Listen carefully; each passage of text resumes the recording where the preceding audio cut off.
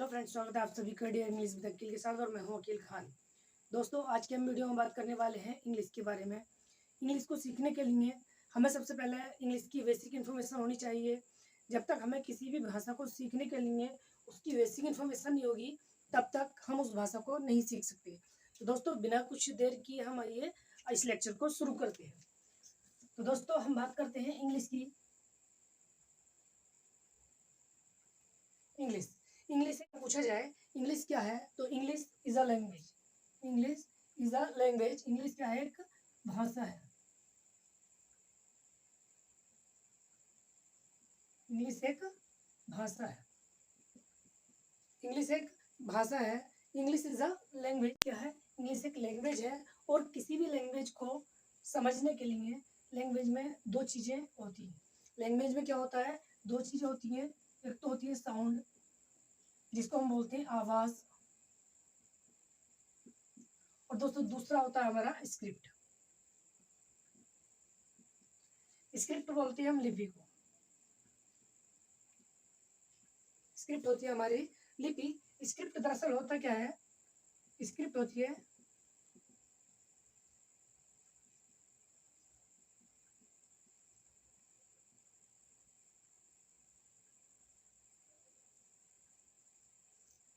Writing style of a language. Writing style of a language, एक भाषा को लिखने का तरीका। Writing style of a language, एक भाषा को लिखने का तरीका क्या कहलाता है? हमारा स्क्रिप्ट। और किसी भाषा को लिखने के लिए हमें पड़ती है साउंड की जरूरत। जब तक साउंड्स प्रोड्यूस नहीं होगी, तब तक हम उस भाषा को नहीं।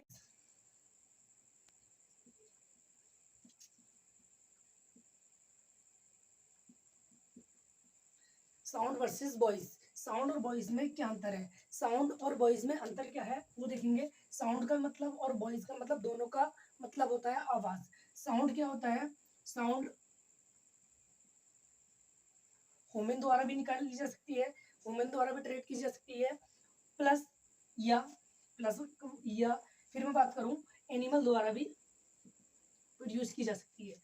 यानी कि साउंड एनिमल द्वारा भी ट्रेड की जा सकती है और ह्यूमन द्वारा भी ट्रेड की जा सकती है। साउंड मीनिंगफुल हो सकती है, मीनिंगफुल हो सकती है। साउंड मीनिंगलेस भी हो सकती है। साउंड मीनिंगलेस भी हो सकती है। साउंड मीनिंगफुल भी हो सकती है, साउंड मीनिंगलेस भी हो सकती है। इसमें कोई भी दो राय नहीं है। अगर मैं बात करूं वॉइस की, वॉइस क्या होता है? वॉइस ह्यूमन द्वारा ट्रेड की जाती है। वॉइस क्या? ह्यूमन द्वारा ट्रेड की जाती है। वॉइस किसके? ह्यूमन के द्वारा ट्रेड की जाती है। दूसरा, वॉइस मीनिंगफुल होती है। वॉइस मीनिंगफुल होती है। तो ये अंतर है कि साउंड हम क्या करते हैं, मीनिंगफुल भी हो सकती है और साउंड मीनिंगलेस भी हो सकती है। साउंड एनिमल द्वारा भी ट्रेड की जा सकती है और साउंड ह्यूमन द्वारा भी ट्रेड की जा सकती है। वॉइस की बात करें तो वॉइस ह्यूमन द्वारा ट्रेड की जाएगी। वॉइस ह्यूमन द्वारा ट्रेड की जाएगी और मीनिंगफुल होती है। वॉइस कैसी होती है? मीनिंगफुल होती है। तो साउंड और वॉइस का ये डिफरेंट है। आगे बात करते हैं हम साउंड और वॉइस की बात अगर समझ में आई हो, तो नेक्स्ट बात करते हैं हम। नेक्स्ट है हमारा साउंड। और किसी भी साउंड में स्क्रिप्ट। साउंड और स्क्रिप्ट से ही हमारी क्या बनती है? लैंग्वेज बनती है। और लैंग्वेज को लिखने का तरीका ही क्या कहलाता है? लिपि। स्क्रिप्ट कहलाता है, जिसे बोलते हैं writing style of a language.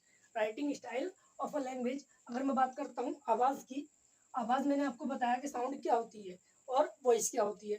अगर इसकी हम बात करें तो इसको लिखने के लिए, इसको साउंड को पहचानने के लिए, किसी भी भाषा को जानने के लिए उसके सिंबल्स की जरूरत पड़ती है। उसके सिंबल्स की जरूरत पड़ती है। जब तक किसी भाषा के सिंबल्स नहीं होंगे, तब तक हम उसको राइटिंग नहीं कर सकते। जब साउंड से हमें कोई सिंबल्स मिलते हैं और उन सिंबल्स को हम लिखकर लिपि बनाते हैं, तब हमारी भाषा तैयार होती है। तो सिंबल्स, अगर मैं इंग्लिश की बात करूं तो इंग्लिश में हमारे 26 सिंबल्स हैं। कितने सिंबल्स हैं? और जिनको हम बोलते हैं लेटर, जिनको हम बोलते हैं लेटर्स। यानी कि हमारी इंग्लिश में 26 लेटर्स हैं। और लेटर्स को अगर हम कहें तो 26 लेटर्स क्या कहलाते हैं हमारे? इनको हम करेक्ट सीरीज में लिखें, करेक्ट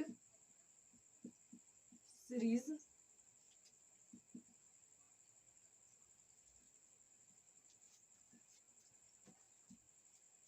इंग्लिश में हमारे 26 लेटर्स होते हैं और इन 26 लेटर्स को हम बोलते हैं अल्फाबेट। इन 26 लेटर्स को हम बोलते हैं अल्फाबेट। और अल्फाबेट होते क्या है? A correct series of letters. A correct series of letters, it's called alphabet. A correct series of letters, it's called alphabet. ये हमारे अल्फाबेट कहलाते हैं। और अल्फाबेट्स का मतलब होता है वर्णमाला, यानी कि इस वर्णमाला से ही हम अपनी लैंग्वेज को तैयार करते हैं। हर वॉइस साउंड के, हर भाषा के अपने अल्फाबेट्स होते हैं। उस अल्फाबेट के आधार पर ही हम अपनी साउंड को बनाते हैं, लैंग्वेज को बनाते हैं। तो लैंग्वेज अल्फाबेट हमारे होते हैं। अल्फाबेट को हमने दो पार्ट्स में डिवाइड किया है। अल्फाबेट्स को हमने दो पार्ट्स में डिवाइड किया है। इसको बोलते हैं हम वोवेल और दूसरे को बोलते हैं हम कॉन्सोनेंट। कॉन्सोनेंट दरअसल होते हैं व्यंजन। कॉन्सोनेंट होते हैं हमारे व्यंजन और वोवेल होते हैं हमारे वर्ड।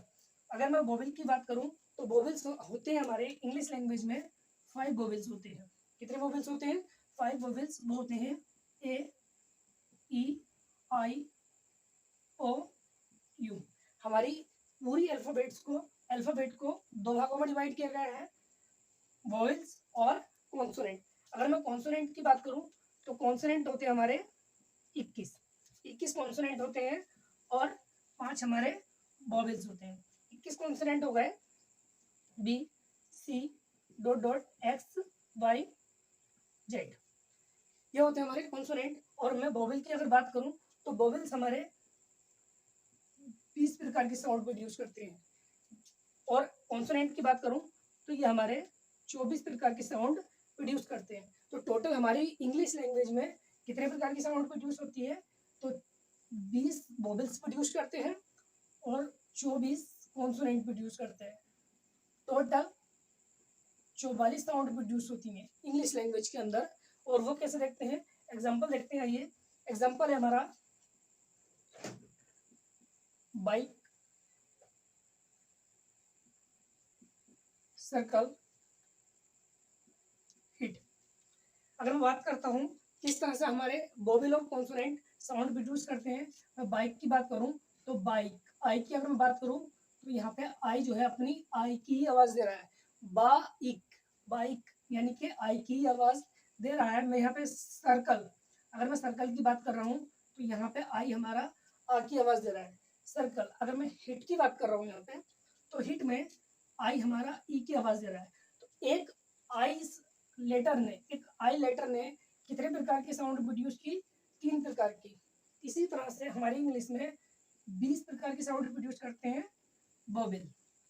अगर मैं वोवेल की बात करूं, ऐसा कौन सा वर्ड है जिसके अंदर 5 वोवेल शब्द इंक्लूड होते हैं? तो वो होता है हमारा एजुकेशन।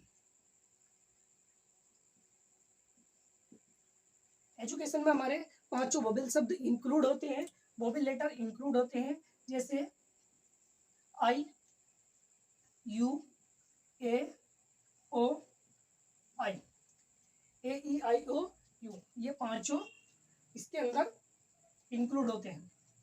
एजुकेशन का मतलब होता है शिक्षा। नेक्स्ट हमारा लेटर सीख लिया हमने कि किसी भी लैंग्वेज को समझने के लिए हमें 2 चीजों की जरूरत पड़ती है लैंग्वेज बनाने के लिए, साउंड और स्क्रिप्ट की। स्क्रिप्ट होती है writing style of a language, एक लैंग्वेज को समझने का तरीका, लिखने का तरीका। तो साउंड और वॉइस में मैंने अंतर बताया आपको। दूसरी बात, साउंड के लिखने के लिए हमें सिंबल चाहिए होते हैं। सिंबल होते हैं हमारे 26 जिनको हम लेटर्स बोलते हैं। 26 लेटर्स से हमारा बनता है अल्फाबेट। अल्फाबेट क्या होता है? वर्णमाला। और वर्णमाला को हम बोलते हैं a correct series of letters. A correct series of letters, it's called alphabet. Alphabet के बाद हमारे अल्फाबेट को 2 पार्टों में डिवाइड किया, कॉन्सोनेंट और वोवेल। वोवेल होते हैं हमारे 5 प्रकार के, जो हमने ये लिख रखे हैं A E I O U, और कॉन्सोनेंट होते हैं हमारे 21 प्रकार के, यानी कि जो 5 वोवेल निकालने के बाद में बचे वो हमारे क्या कहलाएंगे, कॉन्सोनेंट कहलाएंगे। और पांचों जो लेटर आते हैं वो कौन से वर्ड के अंदर आते हैं, शब्द के अंदर आते हैं, वो है एजुकेशन। और वोवेल हमारे कितने प्रकार की साउंड प्रोड्यूस करते हैं, 20 प्रकार की। कॉन्सोनेंट हमारे साउंड प्रोड्यूस करते हैं 24 प्रकार की। इसी तरह से टोटल हमारी साउंड कितनी प्रोड्यूस होती है इंग्लिश के अंदर, इंग्लिश लैंग्वेज में 44 प्रकार की साउंड प्रोड्यूस करते हैं सारे लेटर्स। एग्जाम्पल ये बताया, बाइक, सर्कल और हिट। तो इस तरह से अगला देखते हैं, अल्फाबेट के बाद हमारा क्या बनता है, अभी क्या सीखा हमने, अल्फाबेट, और अल्फाबेट को बोलते हैं हम वर्णमाला। अल्फाबेट की अगर मैं बात करूं तो अल्फाबेट के बाद हमारी यूनिट आती है वर्ड, कि वर्ड क्या होता है, वर्ड होता क्या है। तो वर्ड बनाने के लिए होना चाहिए a group of letters, a group of letters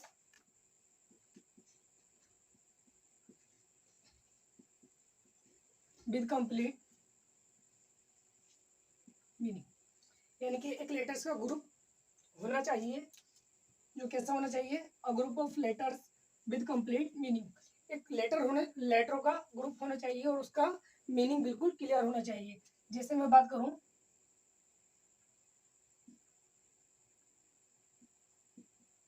car, तो जैसे ही मैंने कार का जिक्र किया तो आपके दिमाग में कार शब्द आ गया होगा, या फिर कुछ इस तरह से आपके दिमाग में एक इमेज प्रोड्यूस हुई होगी, कुछ इस तरह से आपके दिमाग में एक इमेज प्रोड्यूस हुई होगी कि ये क्या होती है, कार इस तरह से होती है। नेक्स्ट में बात करूं रा, मैंने ये वर्ड लिखा तो इसका ग्रुप तो है, कितने लेटर्स है इसके अंदर, इसके अंदर 3 लेटर्स हैं, 1 2 3, 3 लेटर्स हैं, यानी कि लेटर्स का ग्रुप तो है, लेकिन इसका कोई भी अपना मीनिंग नहीं है, तो ये क्या है, हमारा वर्ड नहीं होगा। और कार का अपना एक मीनिंग है, जिसका एक अपना अर्थ है, हम समझ सकते हैं कि कार क्या है। तो इस तरह से हमारा ये अपना एक वर्ड हो जाएगा। और इसी तरह से वर्ड्स के बाद आता है हमारा अल्फाबेट, फ्रेज, फिर आती है हमारी फ्रेज। फ्रेज क्या होती है, फ्रेज के लिए होता है a group of words without complete meaning,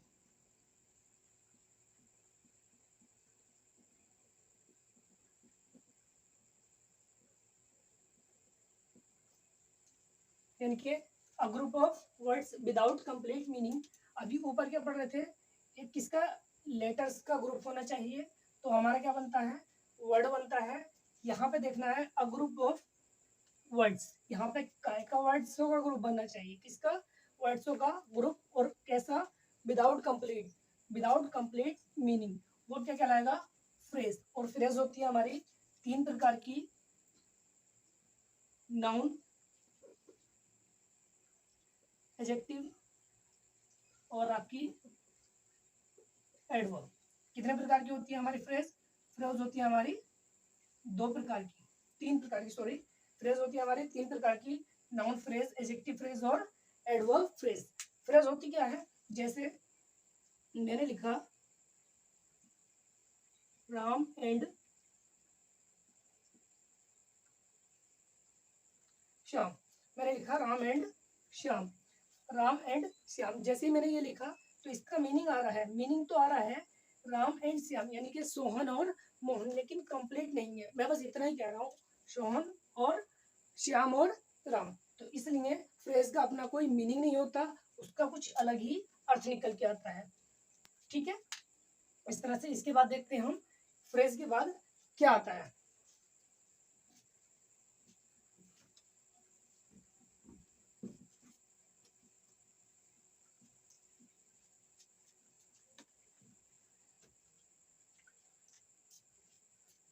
तो फ्रेंड्स अभी हमने पढ़ा फ्रेज,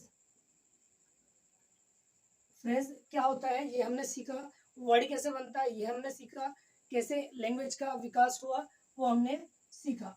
अब फ्रेज के बाद बात करते हैं हम, फिर बनता है हमारा सेंटेंस। सेंटेंस होता क्या है, तो अगर मैं सेंटेंस की बात करूं तो सेंटेंस होता है हमारा, सेंटेंस में दो चीजें होती हैं, a group of words, a group of words with complete meaning.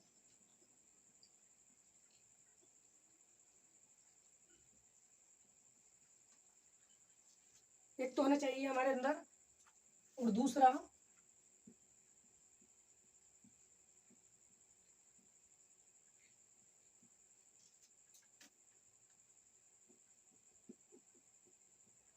सबसे पहली बात हमारे सेंटेंस के अंदर, सेंटेंस होता क्या है, तो सेंटेंस में होना चाहिए a group of words, words का एक ग्रुप होना चाहिए, और कैसा होना चाहिए, विद कंप्लीट मीनिंग, उसका मीनिंग कंप्लीट होना चाहिए। दूसरी बात सेंटेंस के अंदर arrangement of words, arrangement of words, ये दोनों चीज हमारे सेंटेंस के अंदर होनी चाहिए, तभी हमारा सेंटेंस माना जाएगा। मैं बात करूं कि अरेंजमेंट ऑफ वर्ड्स को हम एक नाम देते हैं स्ट्रक्चर, स्ट्रक्चर। और स्ट्रक्चर क्या होता है, ये होता है ढांचा, किसी का नमूना पेश करना स्ट्रक्चर कहलाता है, जिसको हम लिखते हैं। इसमें तीन चीजों का होना कंपलसरी है, सब्जेक्ट का, वर्ब का, और ऑब्जेक्ट या फिर अदर वर्ड, ऑब्जेक्ट या बोल देंगे अदर वर्ड, इन तीन चीजों का होना जरूरी है। तो ये तो थी हमारी बेसिक इन्फॉर्मेशन, और आगे पढ़ेंगे हम इसके इंग्लिश के बारे में, जो कि हम बहुत ही आसानी से सीख लेंगे। आज हमने इंग्लिश की वो बातें सीखी हैं, जैसे जैसे इंग्लिश का विकास हुआ है, कल को हम इसके बारे में डिटेल्स में पढ़ेंगे, और बहुत ही अच्छे से हम इसको जान लेंगे कि इंग्लिश दरअसल है क्या, और आने वाले टाइम में इंग्लिश कितनी ज़्यादा यूजफुल होने वाली है, क्योंकि हर जगह इंग्लिश की डिमांड बढ़ती जा रही है। इसी को मद्देनजर रखते हुए हम इंग्लिश की क्लास बना रहे हैं, ताकि आपको इससे प्रॉफिट हो, क्योंकि हर जगह बैच खरीदना पड़ता है। यहाँ पे बैच खरीदने की जरूरत नहीं, यहाँ पे पूरी क्लास आपको फ्री दी जाएगी, फ्री में आपको यहाँ पे सारा कंटेंट दिया जाएगा। तो दोस्तों बने रहिए इसी तरह की वीडियो देखने के लिए, और अगर वीडियो अच्छी लगे तो चैनल को सब्सक्राइब कर लें, और लाइक करें, दोस्तों के साथ शेयर करना ना भूलें। तो मिलते हैं फिर अगली वीडियो में। Thanks for watching.